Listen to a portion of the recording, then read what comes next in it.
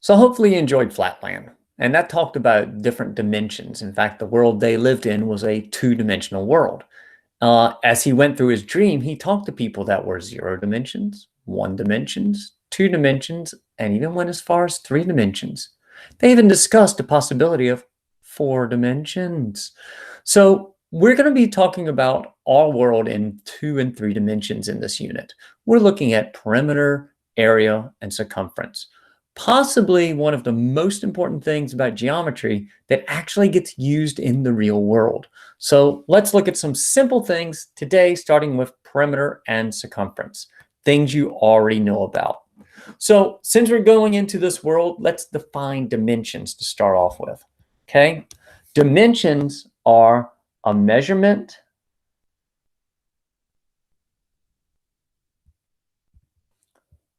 of length in one direction.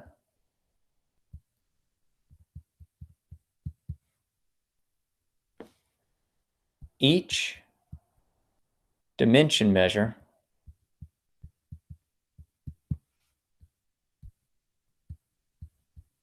must be at right angles. Okay, that's really important. When we measure things in dimensions, we always measure at right angles. If I've got the length of something, I don't measure its height at an angle like that. Okay, I always measure the height going at a right angle. So whenever we're talking about 3 dimensions, we've got length, depth, maybe height, different terms. Maybe they call it length, width, height, length, depth, height, length, width, depth. There's different names for these things. We even may call one of those lengths a radius. It's still a length. So don't think that the only words for dimension are length, width, height. Okay, those are just words that we use to talk about different ways, to different types of dimensions, or to differentiate the 3 dimensions. Okay, in essence, they're all measuring how long something is, or a length. I could talk about the length of the height, and the length of the depth. It's all talking about the same thing. English language is weird like that. So we've got to kind of separate that English language and our mathematical knowledge, okay? So when we look at our dimensions here, a line is what dimension? Hopefully from what you talked about in the flatland, you learned a line is 1-dimensional. A planar figure is how many dimensions? Hopefully you said 2 dimensions. So when we look at our line, we had 1 dimension that we could measure. We measure how long it is. With our planar figure, we measure height and length, or length and width, or any 2 dimensions. What about figures that are blocks, or in our own world? How many dimensions does that have? So you're right. We live in a 3-dimensional world. Okay. So our dimensions are one way across here, another way across there, and then we've got another measurement there. So there's 3 different dimensions that all meet at right angles. Okay. So even if we've got something that's round, okay, here's a round figure. It's still 3-dimensional. It still has a height, a width, and a depth. All these things are measured, even though on the round, it can't really be measured. We're actually measuring a diameter of each of those, okay? But those circles are all created to create this spherical figure. So even though things may not come at right angles, our measurements still stay at right angles. That's why we always talked about, even in a triangle, our height of the triangle, our altitude of the triangle always made a right angle, okay? So the easiest measurement and dimensions to worry about is perimeter. So we're going to start there. Perimeter is nothing more than the measure of the length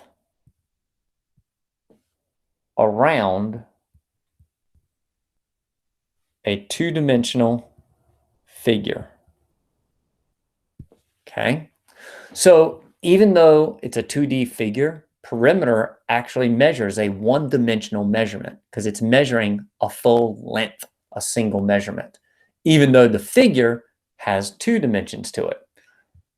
So how do you find that? Some people want to come up with formulas for perimeter. There's really no formula. There's formulas for certain things, but they all come back to the same idea. Like if I'm measuring the perimeter of a square, I could measure one side plus one side plus one side plus one side. And you could even write that. Since it's a square, I could say this perimeter equals side plus side plus side plus side. The mathematicians, we get lazy. We say, why don't I just say the perimeter is 4 times the side? So that gives me a simple formula for the perimeter of a square. But if it's not a square, I can't use that. If it's a rectangle, for example, I have to use the perimeter equals length plus width plus length plus width. Or I could simply rewrite that as 2 lengths plus 2 widths. Okay, so that's all that is. And this would give me a formula I could use for perimeter of rectangles, but it's still not the perimeter formula. In a triangle, well, this is what kind of triangle is this? Hopefully you realize, going back to your vocabulary, this is a scalene triangle. The 3 sides are different. So the perimeter is C plus B plus D. And there's no way to simplify that because all of those are different. Now, when you get regular figures, remember, regular means that all of the sides and angles are equal. So in this case, I'm not really caring about the angles. I care about the sides because that's perimeter. My perimeter is S, but there's 5 of them. So it's 5S because they're all equal. So when you get figures like that, you can sort of create formulas. But I don't go to memorize a formula. When I'm looking at a figure like this one, well, now I got, let's see, a side here, and there, and there. All of those are the same. But then I've got that side and that side that are the same. And then I've got that one, which might be different, and that one, which might be different. I don't know. So the perimeter is 3 A's, 2 B's, a C, and a D. So you just sort of create your own formulas by adding up the sides. Or you could simply grab your calculator and add up all the sides. Okay? A figure like this trapezoid, it's got all sides are different. I don't know any of them are the same. So the only way to get my perimeter in this case is to literally add up all the sides. And that's what perimeter is. It's just adding up the lengths of the sides. Unless the figure doesn't have sides, then we need something different. And we talked about this earlier in the year. We talked about circumference. And circumference is basically the distance around a circle.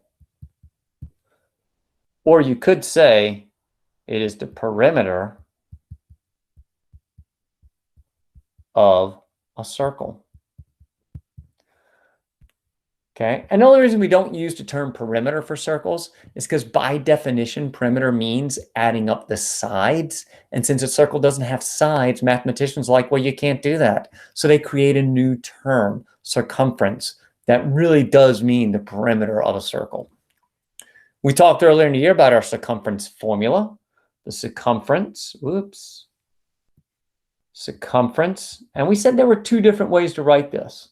Pi times the diameter, or circumference equals twice pi times the radius, because we know that 2 times r is the same as diameter. Now, this formula actually comes from what pi is. Pi is defined as circumference over diameter. So if you ever wondered, what is pi? Where did they come up with pi? That's what they did. They actually took a bunch of measurements very slowly and found that, hey, the diameter of this and circumference of this. And they measured and divided. Oh, look, it came up with this number. How funny. They took another circle with a different diameter, measured its circumference and diameter, divided it, got the same number. And for every single circle they did, if they measured the diameter and measured the circumference and divided the two, they always got the same number. So that's where pi comes from. No, they were doing this by hand, so that's why we get these approximations of pi. But basically, that's what the number pi is. It's nothing more than the diameter or the circumference divided by the diameter. Okay? So once we have all of that knowledge of how to find perimeters, how to find circumferences, we can easily go do some problems. Okay? So find a circumference given that the radius is 3. Leave your answers in terms of pi. Go for it. Easy problem. Circumference equals 2 pi r. So that's 6 pi centimeters. Centimeter single because it's one dimension. It's just a length. How about the next one? Okay. Circumference equals, this time they gave me the diameter. So I'm going to use a different formula. So 8.5 pi centimeters. And if you don't write the units, I'm not big on, I don't care about that. But remember, you have to write them in your science classes. You can do that. Okay, next problem. Find the diameter given the circumference. Well, since circumference equals diameter times pi, if I enter my information into this, 16 pi d pi, if I divide both sides by pi, I get that my circumference equals 16, or I'm sorry, my diameter equals 16 centimeters. And again, single dimensional length. Okay? Find the perimeter of this figure. Now remember, perimeter, you have to find the measurement of this. Whoops, of that plus that, should be easy, and the length of all of this. So let's start off. Let's call this length, well, that's part of the circumference. So I'm going to call this length, let's call it C, just for something to call it. But is it the entire circumference? How much of the circumference is this part of the circle? Hopefully you said 3/4 of the circumference, okay? Because we already took out a chunk of it here, and we know that right angle, so we know the rest of this must be the rest of the 360, okay? So 3/4 of 2 pi r is what we're going to calculate. So 3/4 of 2 times pi times my radius, which is 2. So 3/4 of 4 pi, which gives me 3 pi. Now that's that part of it, but that's not my full answer, right? My entire perimeter will be that 3 pi. So that's going all the way around. In fact, you know what? I'm going to highlight that. Let's get a little bigger here. So 3 pi is going all the way around here, plus 2 and 2. Okay? So I'm going to add to this 2 and 2. There's my entire perimeter. So the perimeter equals 4 plus 3 pi centimeters. And you can't add the 4 and the 3 pi because they're not like terms. So there you go. One more problem, then you'll try some perimeter and circumference on your own. Find the perimeter of this triangle. Try it on your own, see what you come out with. Okay, so I see that these two angles are congruent. So I'm dealing with an isosceles triangle, which means that must also be 8. So the perimeter of this triangle, I've got 2 8s and an 8 radical 3. So that gives me 16 plus 8 radical 3. If you leave your answer there, that's perfect. However, I got a feeling some of you probably rounded this. So if you rounded this, I'm going to my calculator here. Let's see, 8 radical 3 plus 16. You probably got something around 29.86 centimeters.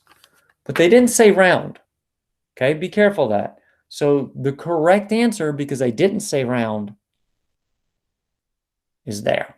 I'll give you credit for that, but be careful, rounding. Okay, that leaves you with some work to do, so go for it.